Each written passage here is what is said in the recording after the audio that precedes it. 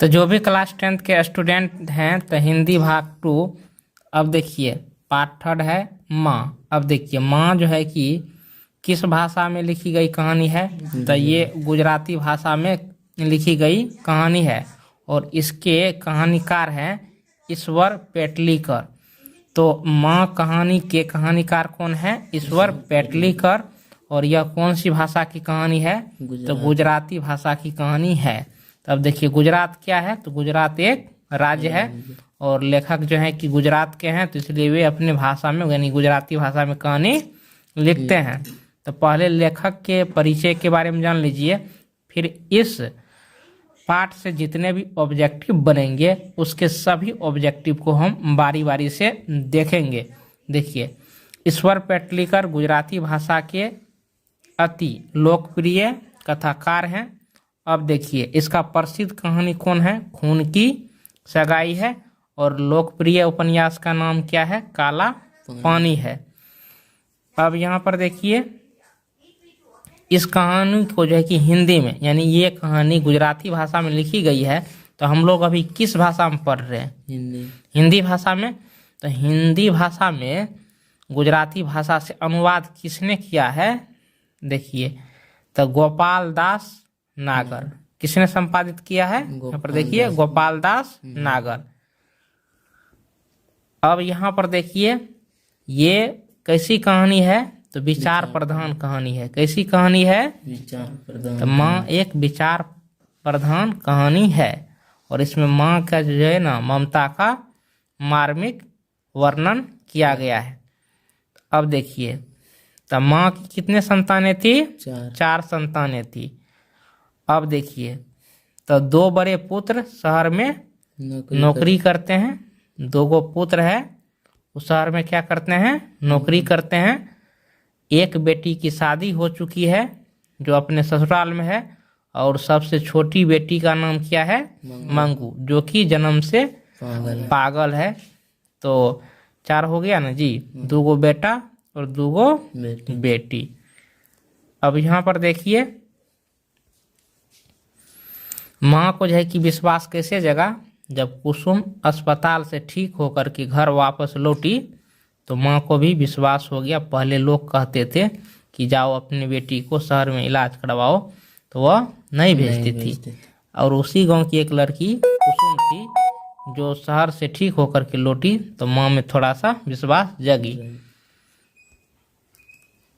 अब देखिए तो इस कहानी के माध्यम से कहानीकार ने क्या सिद्ध करना चाहा है?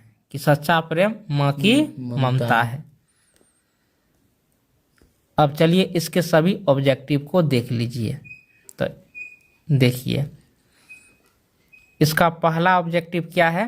पहला ऑब्जेक्टिव है कि मंगू की बड़ी बहन का नाम क्या था? तो मंगू की जो है कि बड़ी बहन उसका नाम था वो था कमू। Option D. अगला ऑब्जेक्टिव कह रहा है कि कौन सा महीना माँ के लिए आराध्य देव बन गया था? बोलिए तो कौन सा महीना? अगहन। Option B.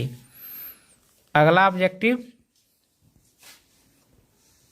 कह रहा है कि मंगू की प्राकृतिक मौत को माँ क्या मानती थी? छुटकारा। बोलिए छुटकारा। छुटकारा। Option C.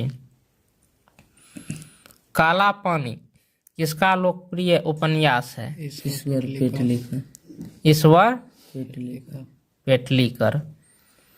मंगू को भर्ती करने के लिए माँ ने किसे पत्र लिखकर बुलवाया? बड़े पुत्र को बुलवाया था। और पुत्र कहाँ रहता था? शहर में। कहाँ रहता था? शहर में। ईश्वर पेटलीकर किस भाषा के कथाकार हैं? बोलिए किस भाषा के कथाकार हैं? गुजराती। Option C. किस नदी के बांध के नीचे लक्ष्मी का घर था? देवी नदी के। मंगू को लोग कहाँ भर्ती करने की सलाह देते थे? अस्पताल में। तो मंगू को जो है कि उसकी माँ क्यों भर्ती नहीं कराना चाहती थी? बोलिए। उससे विश्वास नहीं होते थे कि डॉक्टर सही से सेवा करेगा कि नहीं करेगा, खाना टाइम पर खिलाएगा कि नहीं नहीं खिलाएगा। जन्म से ही पागल है, कौन है? मंगू है। Option D. डी। कौन सा ऑप्शन हो गया? डी। D option. करे कि मंगू की माँ अस्पताल को किसकी उपमा देती है? बोलिए। पशुता देखिए ऑब्जेक्टिव नंबर 10 करे कि मंगू की माँ अस्पताल को किसकी उपमा देती है? गौशाला। गौशाला। Option A. ए। माँ कहानी किस भाषा से अनुदित है? गुजराती। गुजराती भाषा से। कौन सी भाषा से? गुजराती। Option B. मंगू की माँ की कितनी संतानें थी? 4। कितनी थी? 4। 4 संतानें थी। 2 बेटा 2 बेटी। मंगू के अलावा उसकी माँ की कितनी संतानें थी? 3। यानी 4 है तो मंगू को यहाँ पर लिखिए लिया है तो 3 को न बचा। Option B. माँ कहानी किस लेखक के द्वारा रचित है? ये बोलिए। ईश्वर पेटलीकर। ईश्वर पेटलीकर। पेटलीकर। Option C. मंगू किस कहानी की पात्र है? माँ की। माँ की। मंगू माँ कहानी की जो है कि पात्र है। मंगू की उम्र कितनी थी? 12 वर्ष। कितनी थी? 12। Option A. अगला देखिए ऑब्जेक्टिव 17 नंबर का। माँ कहानी में किसकी ममता का वर्णन किया गया है? माँ की। माँ का। माँ का। अगला ऑब्जेक्टिव माँ किस भाषा में रचित कहानी है? गुजराती। तो किस भाषा में रचित कहानी है? गुजराती। गुजराती भाषा में। Option C. माँ कहानी का प्रमुख पात्र कौन है? मंगू। मंगू है। कौन है? मंगू। Option D. मंगू की माँ को कितने पुत्र थे? 4। कितने थे? 2। 2 पुत्र था 2 पुत्री। Option B.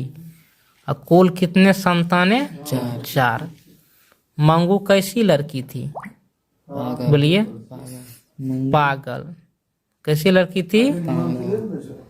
Option C. अब देखिए किसके पागल में सुधार देख लोग मंगू की माँ को अस्पताल जाने की सलाह दे रहे थे। बोलिए। कुसुम। कुसुम कौन थी? गांव के ही लड़की थी।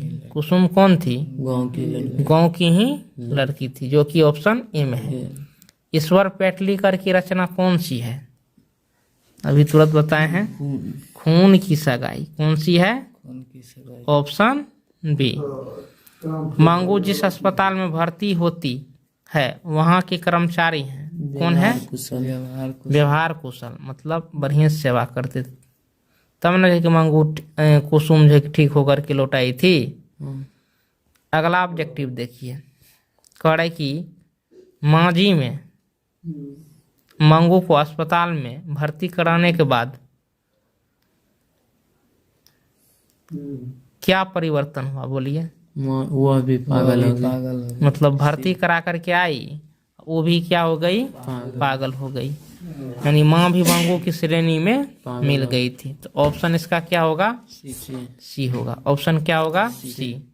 माँ कहानी में कौन पागल था? बोलिए। मंगू। कौन पागल था? मंगू। Option B.